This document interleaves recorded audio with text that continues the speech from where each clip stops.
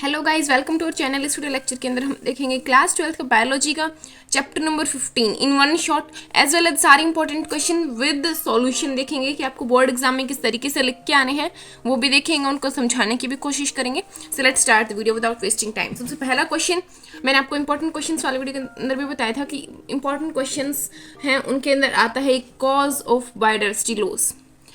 ये क्वेश्चन है कि बायोडाइवर्सिटी लॉस का कोज क्या है, क्यों धीरे धीरे सारी बायोडाइवर्सिटी कम होती जा रही है।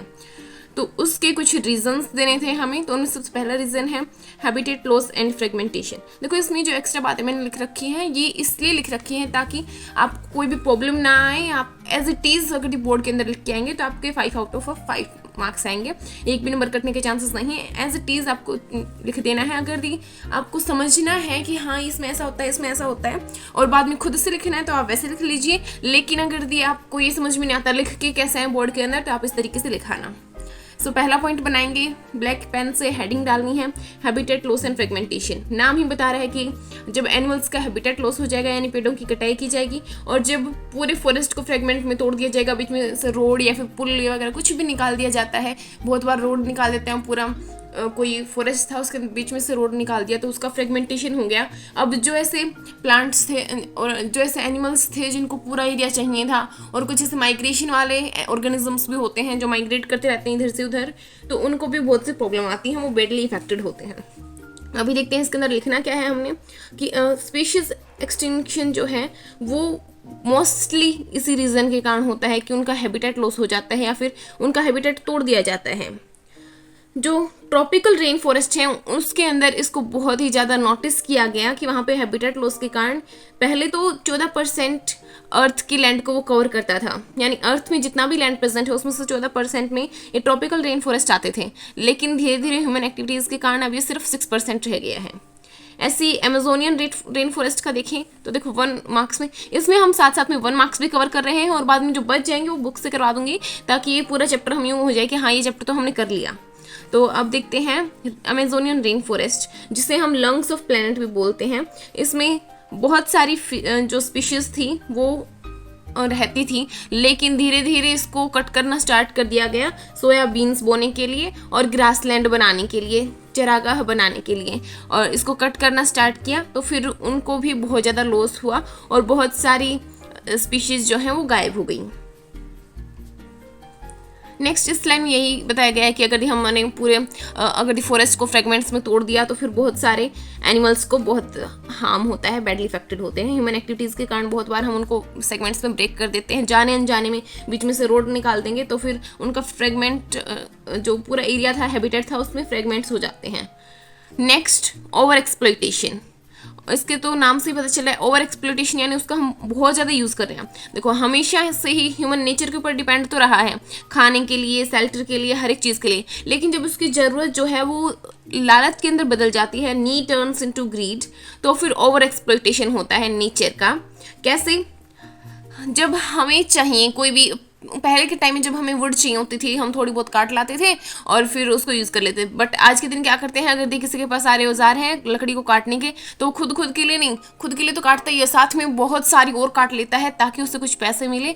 तो वो क्या कर रहा है, ओवर एक्सप्लॉइटेशन कर रहा है। ओवर एक्सप्लॉइटेशन के कारण बहुत सारे एनिमल्स को हार्म हुआ है। पिछले 500 सालों के अंदर हम देखें तो बहुत सारे, जैसे कि सी काऊ, पैसेंजर पिजन, जो पहले पिजन होते थे मैसेज लेके जाते थे, ये ना बहुत ही कम रह गए हैं अब। क्यों? क्योंकि इनका बहुत ज़्यादा एक्सप्लॉइटेशन हुआ है। जैसे कि पैसेंजर पिजन थे, बहुत लोगों ने यूज़ किया, बहुत ज़्यादा यूज़ किया गया और उसका एक्सप्लॉइटेशन हुआ, बहुत ही ज़्यादा यूज़ किया, तो अब वो एक्सटिंक्ट होने के कगार पे, यानी कि एक्सटिंक्ट हो गया है। बहुत सारे स्पीसीज ऐसे हैं जो एक्सटिंक्ट हो गई हैं, उन्हीं के अंदर आते हैं ये।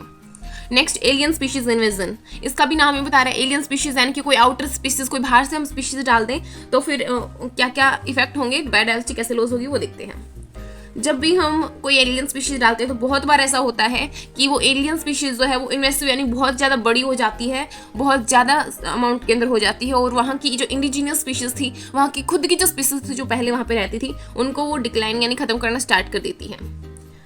इसी का एक एग्जाम्पल देखिए, नील पर्च नाम की एक मछली थी जिसको लेक विक्टोरिया के अंदर डाला। ये जो लेक विक्टोरिया है ये ईस्ट अफ्रीका के अंदर है, ऐसे समझो इसको। ईस्ट अफ्रीका के अंदर एक लेक थी, लेक विक्टोरिया, उसके अंदर हमने डाला नील पर्च को। तो फिर उस नील पर्च ने ऐसा किया, उसका सारा खाना खा लिया कि वहाँ पे जो 200 और अलग स्पीशीज थी, वहाँ की खुद की जो स्पीशीज थी कैलकेट फिशेज, इनको उस लेक के अंदर से एक्सटिंक्ट कर दिया, वहाँ पे वो बची ही नहीं। एक और एग्जांपल देखिए, अभी रिसेंटली हुआ है, अपने इंडिया के अंदर ही हुआ है कि हमने एक कैटफिश को इंट्रोड्यूस किया, अफ्रीकन कैटफिश थी, उसको इंट्रोड्यूस किया एपीकल्चर करने के लिए, मछलियों को जिस पालन करते हैं मछलियों का, वो करने के लिए हमने मछली लेके आए अफ्रीका से कैटफिश, जिसका नाम भी दिया गया है, कोई ज़्यादा जरूरी नहीं है नेम याद करना। तो फिर बाद में क्या किया उसने, हमारे यहाँ की जो खुद की स्पीशीज़ थी कैटफिशेज जो पहले से रिवर्स के अंदर प्रेजेंट होती थी, उनको उसने एकदम एक्सटिंक्ट कर दिया, यानी कह लीजिए बहुत ही कम बची, उनको बहुत ही हार्म किया उसने, थ्रेट किया। नेक्स्ट, को एक्सटिंक्शन। इसमें ये होता है कि जब एक स्पीशीज एक्सटिंक्ट हो जाएगी तो उसके साथ में जो दूसरी एसोसिएटेड स्पीशीज थी वो भी एक्सटिंक्ट हो जाती है। इसमें एग्जांपल देखिए, मोथ और यूका प्लांट, ये दोनों जो हैं ये आपने सेक्सुअल प्रोडक्शन फ्लावरिंग प्लांट वाले में पढ़े होंगे, एज वेल एज ये भी उसी में था। अमोर्फोफिलस एक बहुत बड़ा फ्लावर है जो कुछ स्पीशीज के साथ में ऑब्लिगेटरी रिलेशनशिप रखता है। ये दोनों के अंदर ही क्या होता है, जो यूका प्लांट है और अमोर्फोफाइलस फ्लावर है, दोनों ही सेफ प्लेस प्रोवाइड करते हैं एग ले करने के लिए, और इनका खुद का पॉलिनेशन हो जाता है, तो दोनों का फायदा हो रहा है। सो ये था question number 1, cause of biodiversity loss. अगर आप ऐसे लिख के आएंगे तो आपके 5 नंबर आने से कोई नहीं रोक सकता। नेक्स्ट क्वेश्चन देखते हैं, अगर ये आ जाए कि why should we conserve biodiversity, purpose of biodiversity conservation, हमें ये सेव करनी ही क्यों है, हमें जरूरत ही क्यों है इसकी। तो इसके 3 रीजन होते हैं, narrowly utilitarian, broadly utilitarian and ethicals. जो नैरोली यूटिलिटेरियन है उसके अंदर क्या आता है कि जो छोटी छोटी जरूरत होती हैं हमारी, जिनसे हम डायरेक्टली नेचर से रिलेटेड हैं, डायरेक्टली नेचर से जिन्हें हम लेते हैं, जैसे कि हम खाना डायरेक्टली नेचर से लेते हैं, firewood, fibre, industrial product, construction material, ये सारी चीज़ें, और जो मेडिकल पर्पज़ के लिए मेडिकल इंपॉर्टेंस रखते हैं बहुत सारे प्रोडक्ट, वो हम सीधे फॉरेस्ट से लेते हैं, सीधे ट्रीज से लेके आते हैं, वो होती है नैरोली यूटिलिटेरियंस। जो 20% ड्रग्स आज के दिन में प्रेजेंट हैं, हमारी मार्केट के अंदर बिक रही हैं, उनमें से 25% ड्रग्स प्लांट से मिलती हैं, और 25,000 स्पीशीज़ ऐसी हैं जो हम ट्रेडिशनली यूज़ करते हैं मेडिसिन के रूप में, जैसे कि हल्दी, नीम एंड सो ऑन, बहुत सी होती हैं जो हम ट्रेडिशनली मेडिसिन के लिए यूज़ करते हैं। नेक्स्ट, ब्रॉडली यूटिलिटेरियन, ये क्या होते हैं, ह्यूज अमाउंट में इनका जो मेजर रोल देखें कि हमें इकोसिस्टम के लेवल पे ये क्या सर्विसेज प्रोवाइड करती है, क्या रोल्स प्रोवाइड करती हैं। तो देखिए, जो अमेजोनियन रेन फॉरेस्ट है वो अर्थ के टोटल ऑक्सीजन का 20% अकेला बनाता है। तो अगर यदि वहीं हम पास वाले हॉस्पिटल के अंदर जाके पूछें ऑक्सीजन का रेट क्या है, एक सिलेंडर का ऑक्सीजन का रेट क्या है, बहुत हाई होता है। वहीं अगर यदि आपको बनाना हो इतना सारा टोटल एटमॉस्फेयर के 20% का, तो ये बहुत ही खर्चीला होगा, बहुत ही महंगा होगा। तो ये है इसका ब्रॉडली यूटिलिटेरियन, हमें ऑक्सीजन प्रोवाइड कर रहा है वो भी 20%। और जो पॉलिनेटर्स होते हैं वो भी हमें एक बहुत इंपॉर्टेंट सर्विस देते हैं, क्योंकि उससे ही हमें सीड्स एंड फ्रूट्स मिलते हैं। अगर सीड्स जो हम गेहूं खाते हैं वो सीड्स ही तो हैं, अगर वही नहीं होंगे तो हम जिंदा कैसे रहेंगे, इसीलिए हमें जरूरत पड़ेगी पॉलिनेटर्स की। तो पॉलिनेटर्स अगर हम नेचर से ना लें, यानी कि एनिमल्स, प्लांट, बीज, विंड, इन सभी को ना लें, तो फिर हम कैसे उसको पॉलिनेट करवाएंगे। और अगर ये करवाने भी लग गए एक एक ऐसे फ्लावर को हिला के, तो उसमें बहुत ही ज़्यादा टाइम लगेगा और खर्चा भी आएगा। सो इसीलिए पॉलिनेटर्स भी बहुत ही इंपॉर्टेंट रोल प्ले करते हैं। नेक्स्ट, एथिकल्स। एथिकल ऐसे होते हैं जो हमारे ऑब्वियस, यानी कि हमें दूसरे ऑर्गेनिजम्स के साथ में जो इस अर्थ के ऊपर लिव कर रहे हैं उनके साथ में कैसे रिलेशंस रखते हैं। यहाँ पे देखो ओव्यू एक वर्ड लिखा है जिसका मतलब है ऋणी होना। हमें जो भी प्लांट, एनिमल हैं जो इस अर्थ के ऊपर रह रहे हैं, हमारे प्लेनेट के ऊपर रह रहे हैं, हमारे साथ प्लेनेट को शेयर कर रहे हैं, उनका ऋणी होना चाहिए, उनके प्रति आभार व्यक्त करना चाहिए। हाँ, तुम और हम मिलके रहेंगे अब से, और उनकी भी एक बहुत ही इंट्रिंसिक वैल्यू है, बहुत इंपॉर्टेंट है। हर एक प्लांट, एनिमल बहुत ज़्यादा इंपॉर्टेंट है। अब देखते हैं नेक्स्ट क्वेश्चन कि बायोलॉजिकल इंपॉर्टेंस, बायोलॉजिकल ऑर्गेनाइजेशन के लेवल्स बताइए, कौन कौन से लेवल्स हैं। अब देखो एक और क्वेश्चन बचा है, ये 4 क्वेश्चन अगर आप कर लेंगे तो इसमें से कोई 5 मार्क्स का क्वेश्चन नहीं बचेगा, इन्हीं में से आएंगे 5 मार्क्स के क्वेश्चन।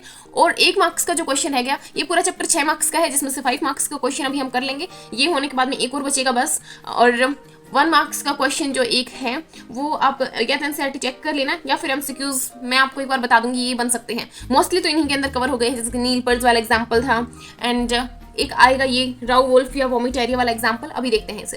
देखो levels of biodiversity, biological organisation क्या है, एक genetic diversity, species diversity and ecological diversity.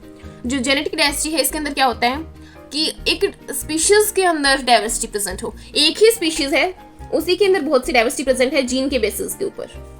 ये देखो आपकी बुक में बहुत ही हार्ड तरीके से दिया गया था, आई डोंट नो कैसे दिया गया था, बट इसको ऐसे ही समझना है कि एक स्पीशीज के अंदर डाइवर्सिटी जीन के बेसिस के ऊपर। इसका एग्जांपल देखें तो राउ वोल्फ या वोमिटेरिया ये एक मेडिसिनल प्लांट है जो हिमालय के अंदर ग्रो किया जाता है और ये रेसर पाइन नाम का एक केमिकल सब्सटेंस हमें देता है।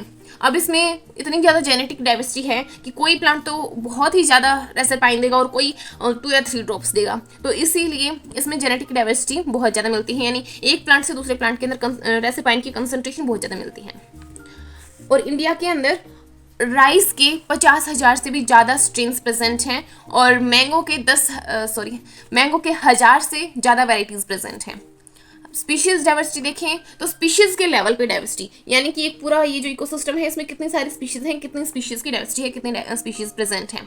तो जो वेस्टर्न घाट हैं उनके अंदर एम्फीबियन की स्पीशीज ज़्यादा हैं ईस्टर्न घाट की बजाय। तो आप ये लिख सकते हैं वेस्टर्न घाट की ईस्टर्न घाट से ज़्यादा डाइवर्सिटी है एम्फीबियन की। इकोलॉजिकल बायोडाइवर्सिटी अगर हम देखें तो वो होती है इकोसिस्टम के लेवल के ऊपर। इंडिया के अंदर आप देख लीजिए कहीं पे एकदम सूखा पड़ा रहता है, डेजर्ट है, कहीं पे बहुत ज़्यादा रेन होती रहती है, कहीं पे रेन फॉरेस्ट है, कहीं पे मैंग्रोव्स हैं, वेटलैंड है, यानी बहुत सारे इसमें पार्ट्स प्रेजेंट हैं इंडिया के अंदर। तो इसमें बहुत ही ज़्यादा इकोसिस्टम डाइवर्सिटी है इंडिया के अंदर, किसकी बजाय स्कैंडिनेवियन कंट्रीज नॉर्वे की बजाय। जो नॉर्वे है उसमें आपको एक ही टाइप का पूरा देखने को मिलता है कि या तो वहाँ पे आई डोंट, मैंने इसको चेक नहीं किया कि उसके अंदर पूरे में फॉरेस्ट है या फिर पूरे के अंदर डेजर्ट है क्या है, बट इंडिया जैसे उसमें बहुत सारे ऐसे पार्ट्स प्रेजेंट नहीं हैं। सो अब देखते हैं last question, that is in situ and ex situ conservation. इसका क्वेश्चन बनता है कि हमें बायोडाइवर्सिटी को कैसे कंजर्व करना चाहिए और बायोडाइवर्सिटी को कंजर्व करने के मेथड क्या क्या है। अगर ये आए क्वेश्चन तो आपको ऐसे लिख के आना है, अगर पूछ ले इन सीटू कंजर्वेशन को एक्सप्लेन कीजिए, एक्स सीटू कंजर्वेशन को एक्सप्लेन कीजिए, तो इन सीटू को तो आप ऐसे ही एक्सप्लेन कराना, लेकिन एक्स सीटू को थोड़ा सा एक्सप्लेन ज़्यादा कर देना क्योंकि अब टाइम भी बहुत कम बचा था और इतना ज़्यादा लिखना पड़ता, ये सब कुछ सर्च कर करके लिखने पड़ते, इसीलिए मैंने इनका बस नाम लिख दिया। वैसे भी जू वगैरह ये तो हम बहुत दिनों से पढ़ते ही आ रहे हैं, जू क्या है, बॉटनिकल गार्डन क्या है, सफारी पार्क्स में क्या होता है, बस इसके अंदर हम जाते हैं गाड़ी के अंदर बैठ के और फिर बाहर एनिमल्स घूमते रहते हैं। सो अब देखते हैं how do we conserve biodiversity, कैसे कंजर्व करेंगे। सबसे पहले इन सीटू एक्स सीटू, इनकी डेफिनेशन मैंने यहीं पे लिख दी ताकि इजीली आप समझ पाएं और फिर आगे इनके एग्जांपल्स बता दिए कि हाँ इन सीटू के अंदर ये आते हैं, और अगर आपके एग्जाम में ये आए तो आपको ऐसे बताना है कि मेथड क्या क्या है in situ ex situ conservation, और इन सीटू की डेफिनेशन यहाँ पे लिखना और उसके बाद में ही ये हॉटस्पॉट वगैरह ये बताना है। सो अब देखते हैं इन सीटू कंजर्वेशन की डेफिनेशन क्या है। जब हम पूरे इकोसिस्टम को कंजर्व करते हैं, उसकी पूरी बायोडाइवर्सिटी को हर एक लेवल के ऊपर कंजर्व करते हैं, तो उसे हम इन सीटू कंजर्वेशन बोलते हैं। वहीं एक्स सीटू कंजर्वेशन में क्या होता है, अगर यदि कोई एनिमल बहुत ज़्यादा एक्सटिंक्शन के रिस्क पे है कि अगर यदि वो यहाँ पे वाइल्ड में रहेगा तो उसका एक्सटिंक्शन होना पक्का है, तो फिर हम उसे बचाने के लिए अलग से उसको रखते हैं, पूरे इकोसिस्टम को कंजर्व नहीं करते हैं, सिर्फ उस एक एनिमल को कंजर्व करते हैं, उसे हम बोलते हैं एक्स सीटू अप्रोच। जो इन सीटू है उसके अगर टाइप्स देखें कि किस किस तरीके से हम उसको इकोसिस्टम के साथ में कंजर्व कर सकते हैं, तो उसके अंदर आता है तो हॉटस्पॉट्स। हॉटस्पॉट क्या है, ऐसे रीजन्स हैं जहाँ पे स्पीशीज डाइवर्सिटी बहुत ज़्यादा है और एंडेमिज्म भी बहुत ज़्यादा है। एंडेमिज्म का मतलब होता है कोई ऐसी स्पीशीज जो सिर्फ उस एरिया के अंदर मिलेगी और पूरे वर्ल्ड के अंदर कहीं नहीं मिलेगी, तो वहाँ पे एंडेमिज्म भी ज़्यादा हो और स्पीशीज रिचनेस भी ज़्यादा हो, तो उन एरियाज को हम बोल देते हैं हॉटस्पॉट्स। सबसे पहले इंडिया के अंदर पूरे वर्ल्ड के अंदर सबसे पहले 25 हॉटस्पॉट बनाए गए थे, बाद में 9 और ऐड कर दिए, आज के दिन 34 हॉटस्पॉट प्रेजेंट हैं। और इंडिया के अंदर 3 हॉटस्पॉट हैं, वेस्टर्न घाट, श्रीलंका, इंडो ब्रुआ और हिमालयाज। ये 3 हॉटस्पॉट आज के दिन इंडिया के अंदर प्रेजेंट हैं। Next, biosphere reserve, national park, sanctuaries. ये देखो, अगर यदि आपके 5 मार्क्स में पूरा आए कि हाउ वी कंजर्व बायोडाइवर्सिटी, तो आपको ऐसे लिख देने हैं, लेकिन अगर सिर्फ इन सीटू कंजर्वेशन पूछा जाए तो इनको भी अलग अलग बता देना। वैसे इनमें होता सेम ही है कि इन सभी के अंदर हम ऐसे पार्ट्स को प्रोटेक्ट करते हैं जिनके अंदर बहुत ज़्यादा डाइवर्सिटी प्रेजेंट होती है। In India ecologically unique and biodiversity rich regions are legally protected in this. तो इसमें लीगली प्रोटेक्ट किया जाता है इन तीनों चीज़ों के अंदर। तो बायोस्फीयर रिजर्व इंडिया के अंदर 14 प्रेजेंट हैं, नेशनल पार्क 90 और सेंचुरीज, वाइल्ड लाइफ सेंचुरीज 448। ये इतनी चीज़ें आज के दिन प्रेजेंट हैं। Biosphere reserve 40, national park 90 and wild life sanctuaries 448। Sacred groves, इसका 1 मार्क्स में डेफिनेशन में पूछा जा सकता है ये क्या होते हैं। तो ये कुछ ऐसे पार्ट होते हैं फॉरेस्ट की जो वहाँ के लोकल पीपल्स के द्वारा खुद सेव किए जाते हैं और उनको पूरी प्रोटेक्शन दी जाती है। जैसे इसका एग्जांपल देखें तो मेघालय के अंदर कासी और जयंतिया हिल्स हैं, वो प्रोटेक्ट की जाती हैं। राजस्थान में अरावली हिल्स, एमपी के अंदर चंदा एंड बस्तर, ये जो जगह हैं ये वाइल्ड लाइफ सेंचुरी, यानी ये वाइल्ड लाइफ के लिए तो अच्छी हैं ही, इनमें ट्रीज भी बहुत ज़्यादा है, वाइल्ड लाइफ भी बहुत ज़्यादा है और इनको लोकल लोग प्रोटेक्ट करते हैं क्योंकि वो सोचते हैं कि बहुत ही पवित्र हैं। एक्सिटू कंजर्वेशन के अंदर आता है zoological park, botanical garden, safari parks. There are many animals that have become extinct in the wild but continued in zoological park. बहुत से ऐसे एनिमल हैं जो वैसे तो वाइल्ड लाइफ के अंदर तो नहीं बचे हैं, वाइल्ड नहीं हैं, लेकिन जू के अंदर आपको मिल जाते हैं। और एक्सिटू के अंदर और क्या क्या आ सकता है, zoological park, botanical garden, safari park, ये तो आते ही हैं, ये तो है एनिमल्स को प्रोटेक्ट करने के लिए। और बॉटनिकल गार्डन है प्लांट्स को प्रोटेक्ट करने के लिए, वहीं जो क्रायो प्रिजर्वेशन है वो स्पर्म्स को प्रोटेक्ट करने के लिए होता है। इसमें हम -196 डिग्री सेंटीग्रेड के ऊपर लिक्विड नाइट्रोजन के अंदर किसी भी चीज़ को स्टोर करते हैं तो वो बहुत लंबे समय तक टिकी रहती है। नेक्स्ट सीड बैंक, इसमें हम सीड्स को प्रोटेक्ट करते हैं। सो ये थे हमारे सारे important questions of chapter number 15। अब देखते हैं बुक से कुछ और MCQs जो आपके काम के हो सकते हैं।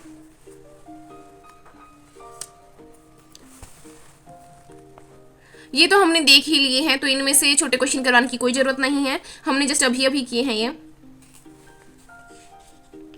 रॉबर्ट मे के अकॉर्डिंग ग्लोबल स्पीशीज डाइवर्सिटी कितनी है? 7 मिलियन।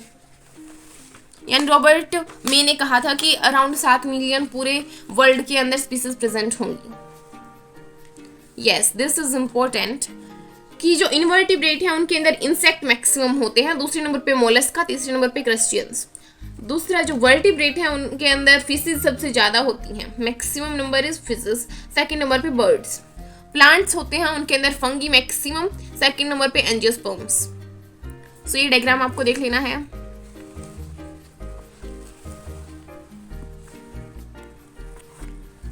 देखो इंडिया के अंदर 2.4% लैंड है, 8.1% डाइवर्सिटी है और 4500 प्लांट है, 90,000 एनिमल हैं।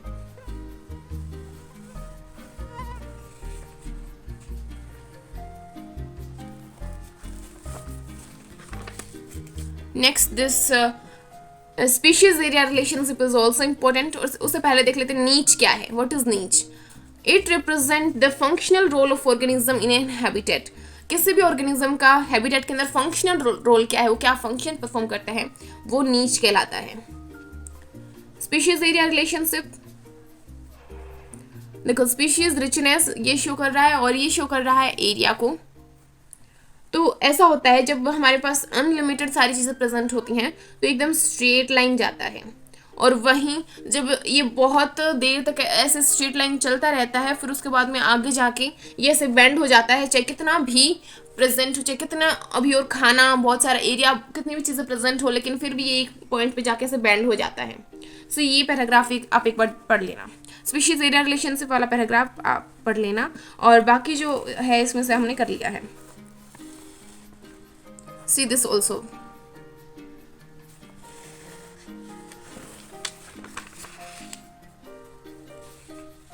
और ये भी हमने कर लिया है कॉज ऑफ बायोडाइवर्सिटी लॉस, ये भी अभी करने की जरूरत नहीं है। ये इथिकल आर्ग्यूमेंट से सब कुछ हमने कर लिया है। इन सिटू एक्स सिटू कंजर्वेशन कर लिया है। अब बचा ये last question, the earth summit. जो अर्थ समिट हुआ था सबसे पहला, वो हुआ था रियो डी जेनेरो के अंदर 1992 में।